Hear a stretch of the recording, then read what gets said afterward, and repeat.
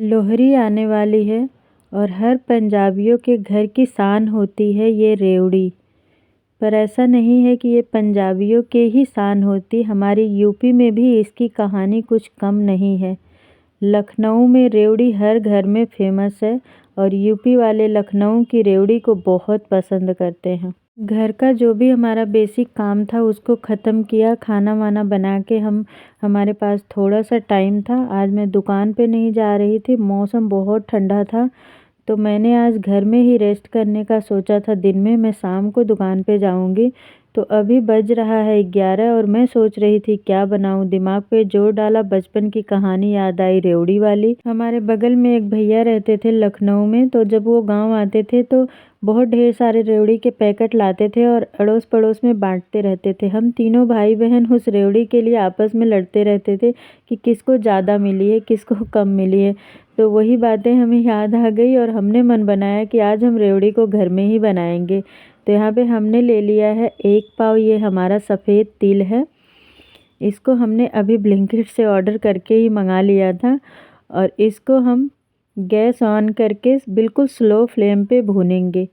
लगभग 10 मिनट के आसपास भूनेंगे। यहाँ पे आप एक बात का ध्यान रखिए कि फ्लेम बिल्कुल स्लो हो, हाई या हाई टू मीडियम नहीं हो, नहीं तो हमारा तिल जल जाएगा और वो खाने में टेस्टी नहीं लगेगी रेवड़ी।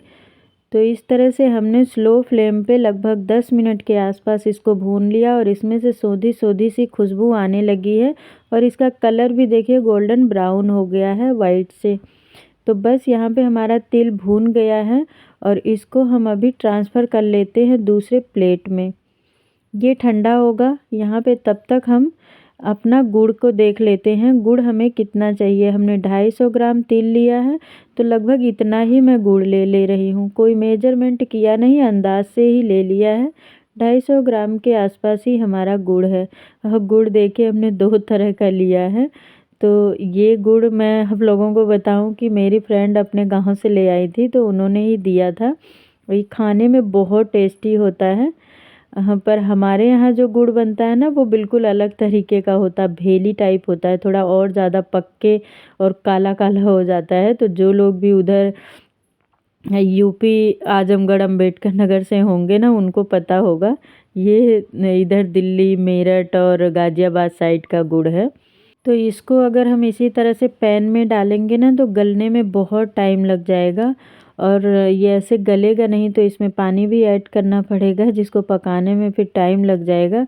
तो इसको चाकू की हेल्प से मैं छोटा छोटा कर लेती हूँ ताकि मुझे पानी ना डालना पड़े बिल्कुल भी गलने के लिए, और ये आसानी से मेल्ट हो जाए। हमारे सारे गुड़ कट गए हैं छोटे छोटे टुकड़ों में।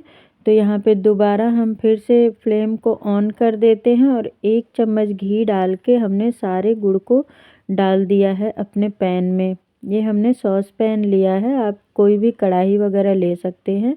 1 ही 2 मिनट में हमारा गुड़ मेल्ट हो गया था। तो यहाँ पे हम फ्लेवर के लिए डाल रहे हैं 1 चम्मच भर के सौंठ पाउडर। ये जिंजर पाउडर है और इससे बहुत अच्छा फ्लेवर आता है।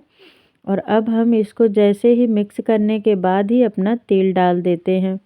ये देखिए तिल को भी हमने डाल दिया और इसको बहुत ज़्यादा टाइम नहीं लगेगा, 1 से 2 मिनट में ही हम इसको, अभी तो हम फ्लेम ऑन है और इसी पे हम इसको मिक्स कर रहे हैं, लेकिन जैसे ही ये अच्छे से मिक्स हो जाएगा हम ऑफ़ कर देंगे और ये जब ऑफ़ करेंगे तभी सूखेगा। अभी ये थोड़ा गीला गीला दिख रहा है ना, लेकिन जैसे ठंडा होता जाएगा ये सूखता ही जाएगा।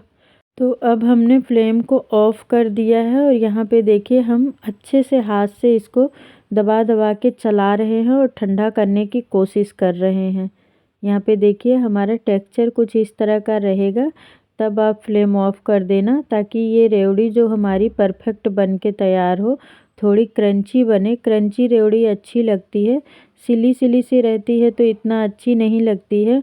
और इसको बनाने में ना मौसम का भी बहुत मेन रोल होता है। अगर वैसे बादल जैसा मौसम होता है, मतलब बदरी जिसको बोलते हैं, तो उसमें ये थोड़ी सिली सिली बनती है और खिली खिली धूप होती है ना तो ये बहुत क्रंची बनते हैं। जो भी मतलब इस टाइप के गुड़ पाक वाले आइटम्स होते हैं वो मौसम में ही अच्छे बनते हैं, अगर धूप खिली है तो अच्छा बनता है। यहाँ पे देखिए हमने नीचे उतार दिया है और ये लगभग ठंडा हो गया है, बनाने लायक टेक्सचर में आ गया है। तो अब हम छोटे छोटे से इसके हाथ में पानी लगा लगा के रेवड़ी को कट कर लेंगे। इस तरह से देखिए, इस तरह से बना लेंगे हम। यहाँ पे देखिए एक एक रेवड़ी को बनाइए और जैसे ही ये हम नीचे उसमें प्लेट में थोड़ा सा घी ग्रीस कर दिए थे ताकि वो चिपके ना, वैसे भी वो नहीं चिपकेगी, छूट जाएगी आराम से। और जब इसको हम प्लेट में रखे रहे ना, 1 से 1.5 मिनट में ही पूरी तरह से ड्राई हो जा रही है। यहाँ पे हमारा जो बहुत जल्दी जल्दी, मतलब आपके पास कोई हेल्प करने के लिए हो तो आप हेल्प ले सकते हैं, क्योंकि ये बहुत जल्दी जल्दी बनाना पड़ता है। जैसे ये ड्राई होता जाता है ना, फिर बनाने में दिक्कत होती है, शेप भी सही नहीं बन पाता। ये देखिए कितना ड्राई अब हो चुका है। तो यहाँ पे हमने रगड़ रगड़ के हमको खुरचना पड़ रहा है और बनाने में भी, शेप देने में भी अब टाइम लग रहा है। अगर कोई रहता तो ये जल्दी हो जाता है, पर हमारे पास अभी कोई अवेलेबल नहीं है, बेटी स्कूल गई है और कोई ऐसा है नहीं। तो बस देखिए, हाँ थोड़ा टाइम लगता है इस प्रोसेस में, पर कोई बात नहीं है। कुछ चीज़ें ना टाइम लगता है पर वो खाने में अच्छी लगती हैं तो टाइम भूल जाता है। और इस तरह से हमारी सारी रेवड़ी बनके रेडी हो गई। ये देखिए सारी की सारी रेवड़ी बनके रेडी हो गई है और बहुत अच्छी टेस्टी बनी है, शेप भी बहुत अच्छा बना है। तो यहाँ पे देखिए सारी रेवड़ी ड्राई और क्रंची बनके तैयार हुई है। हमारी ये रेवड़ी की रेसिपी आप लोगों को कैसी लगी? अच्छी लगी तो like share subscribe. Bye bye.